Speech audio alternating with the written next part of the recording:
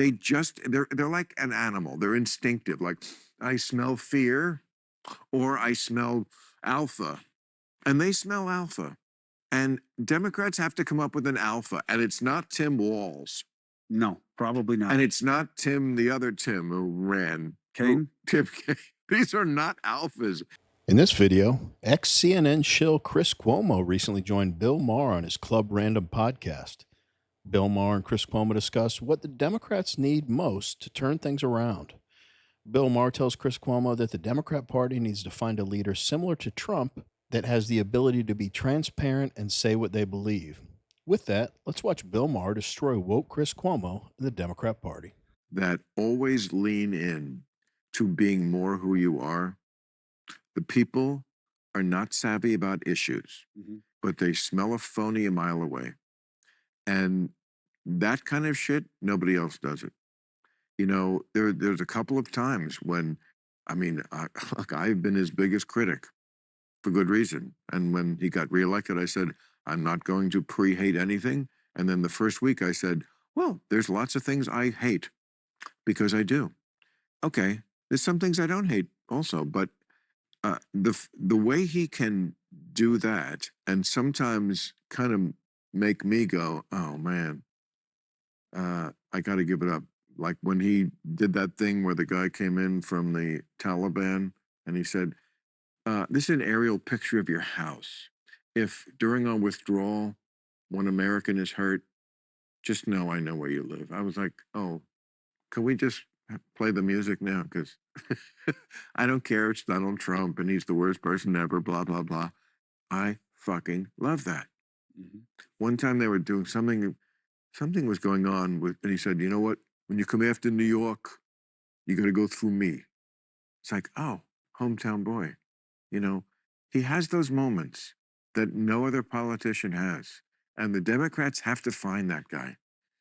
They need a message, and then you find, and then you find the messenger. No, but that's how it worked for Trump. That's the worst thing. The Democrats always say, message, hear a message. Yeah, first of all, they did, and they don't like it. Second of all, they don't give a shit. It's not about the message. Trump changes his message from day to day. Tariffs everywhere, tariffs nowhere. Those are policy It doesn't decisions. matter. But they don't care about policy. They message, don't understand it. His message is, I'm me, I'm strong, and I'm daddy. You know, they're on this daddy thing, you know, and people want a daddy.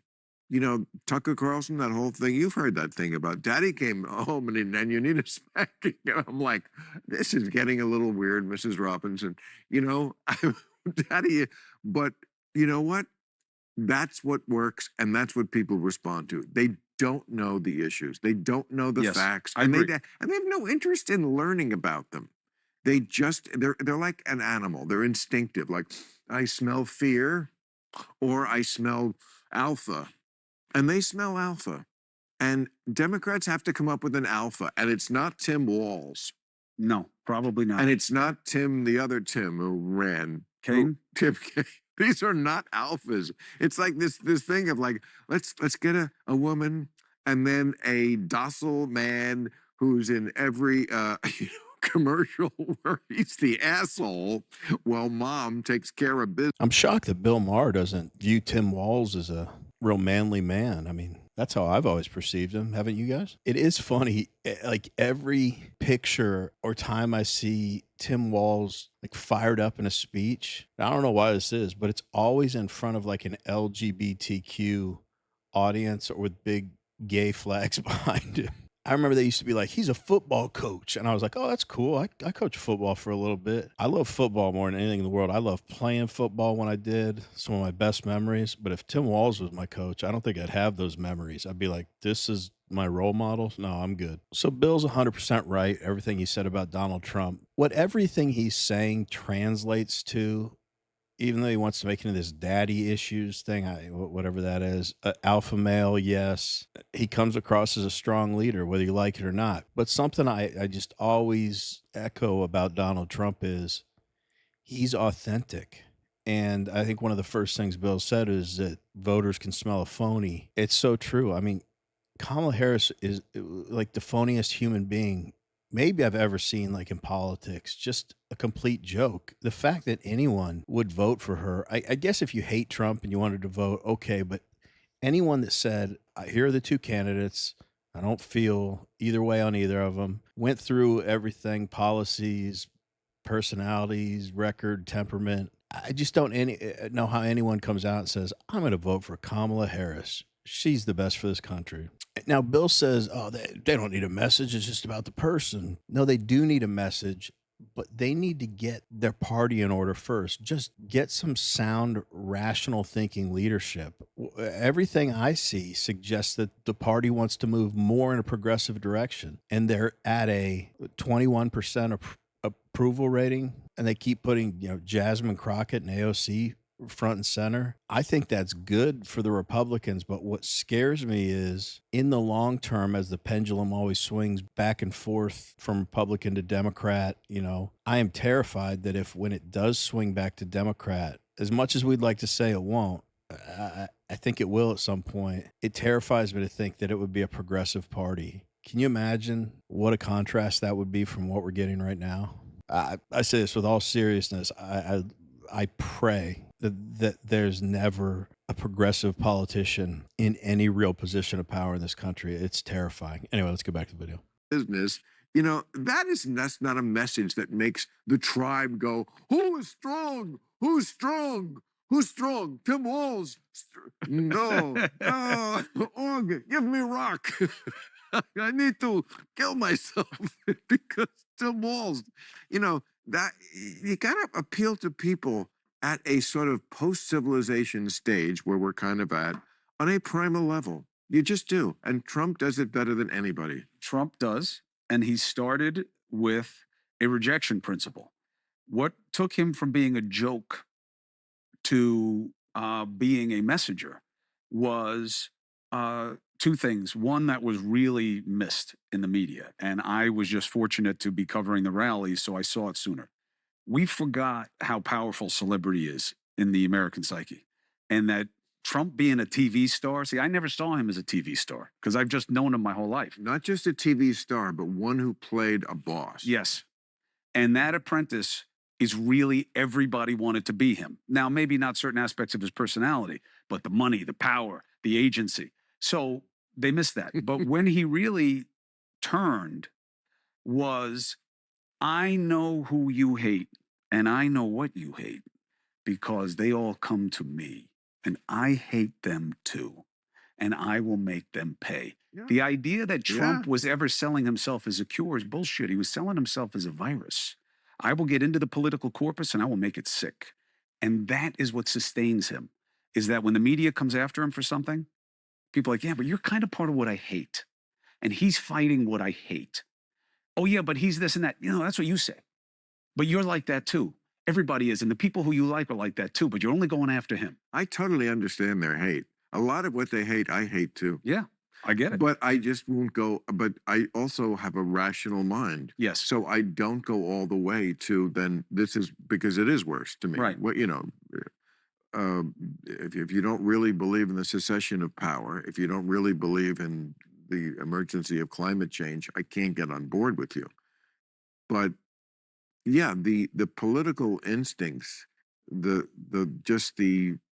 connection with people. I mean, people are always saying, I'm saying, it's my editorial this Friday about Republicans being North Korean with their leader, but why?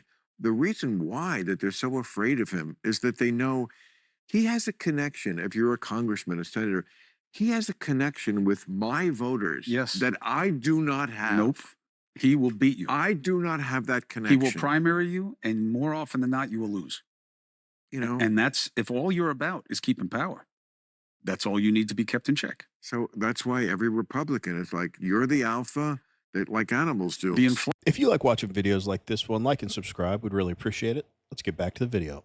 Inflection moment for me, and this was like probably, I don't know, right now is a little bit of a competition with how the Democrats are handling this. But when I heard people on TV suggest that he hadn't been shot at and that the bullet didn't hit him. Oh, I did that bit in my special. And It's so ridiculous. It was so, Oh. I was like, wow, they've really lost the fucking plot. This guy just got shot in the head. I called him.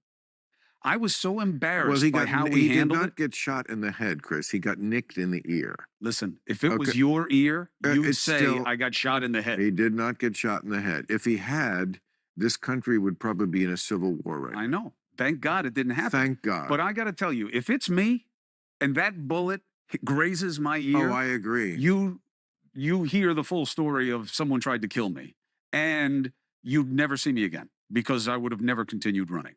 That was way too close. That guy gets up, pumps No, his fist, bleeding down the side of his head, and the Democrats say maybe it's fake. That's when I think they really lost the conspiracy plot. theories are, I mean, yes, they're probably worse on the right, but it's not that they're non-existent on the left. They just hate him. They're It's not that it's a exactly. conspiracy. They just hate him. They so do. He can't God, there's so much to say here. I'm not a fan of Chris Cuomo, but I appreciate what he said. And I saw some other liberals when Donald Trump was shot at, reach out to him and tell him they're glad he's okay. But it's funny. Chris Cuomo there just said, when I heard people on the news saying he didn't get shot at, and he's like, he got shot in the head. Bill Maher's like, he got nicked in the ear. Then Chris Cuomo said something, which I think is disgusting for Bill Maher to say. I mean, he's being relatively reasonable right now, and I know he has TDS, but he's talking relatively reasonable. And then he says, well, he got nicked in the ear. Why even say that? The follow-up point Chris Cuomo made was, if that happened to me, I'm not running anymore. That's something I've been saying forever too. How many people could have an assassination attempt on their life, have the federal government go after them for a bunch of BS charges, try to put him in jail, impeach him twice, slander his name, his family's name, everybody, and you'd still want to run? Oh, and not to mention, he's insanely rich and can do whatever he wants. He could be playing golf every day, 36 holes if he wanted to. But I'm sorry, you don't go through all that and say, I still want to run just because you're selfish. That's the type of stuff that convinces me he wants what's best for this country and wants to see through his vision and his plans for turning this country around. Let's wrap up the video. even get shot and get compassion. Right, that's a great way to put it. He can't even shot. I should have put that in my bit. He can't even shot and get compassion. Right. Yeah, I know. The first thing, I mean, it's so funny. You were making me remember, I was on the road that day, and I remember arriving at the hotel. We had flown from the first city. It was the second city on my weekend things that I used to do. And I remember getting out of the car in front of the hotel, and the guy who came to get the bag said, "Did you hear Trump got shot?" I said, "No, we hadn't. It just had happened." I looked on my phone, and I was going to go on stage in 3 hours. And I, wrote a whole thing, and also did it on my show Friday that night, that later that week. Like, this is not funny. I'm not laughing at this. Any jokes about what a shame he missed are not what I'm interested in hearing and should not be done. I don't find them funny. I don't find them appropriate. I've been as critical of Donald Trump as anybody. I have standing here, but this is not cool because people were already doing. Yeah.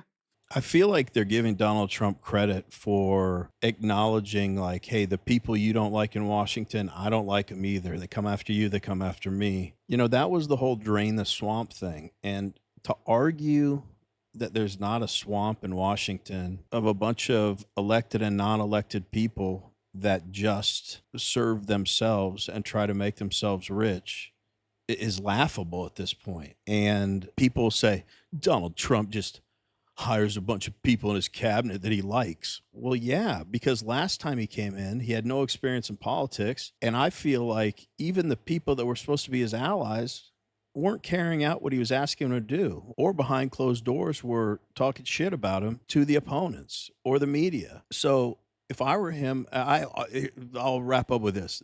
I always say about Donald Trump, after all the things we've mentioned that the establishment has tried to do to him, if anyone on planet Earth has a right to be paranoid, it's Donald Trump, because all he's known throughout this political career is people going after him in the nastiest ways possible and trying to ruin his life. But we want to hear from you. What did you guys think about this conversation between Chris Cuomo and Bill Maher? And what do you think about their assessment of the qualities that attract people to Donald Trump? Let us know in the comments. Anyway, as always, really appreciate you watching, and we will See you on the next one.